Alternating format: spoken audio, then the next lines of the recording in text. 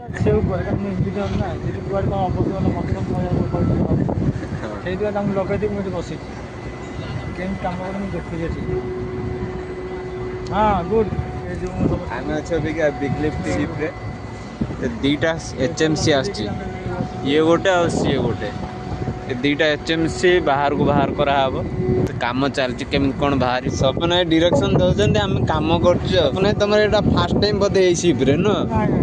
ବହୁତ ଜାହାଜ କାଢ଼ିଥାଏ ଏକ୍ସପିରିଏନ୍ସ ଅଛି। ଇଏ ସିପ୍ରେ ଫାର୍ଷ୍ଟ ଟାଇମ୍। ପାରାଦ୍ୱୀପରେ କହିବାକୁ ଗଲେ ପ୍ରଥମ ଟାଇମ୍। ବମ୍ବେ ଦିଲ୍ଲୀ ସିଆଡ଼େ ମୁଁ ସବୁ ବହୁତ କାଢ଼ିଛି। ଏବେ ଲିଫ୍ଟ କରାହେଲା। କ୍ରେନ୍ 440 ଟନ୍ ଉଠଉଛି ନା କାଳିଆ, ପୁଣି ତଳକୁ ଯିବାକୁ ପଡ଼ିବ। ଖୋଲିବ ଆମେ କାଢ଼ିଦେବା ଟାଣିଦେବା ଗଲା।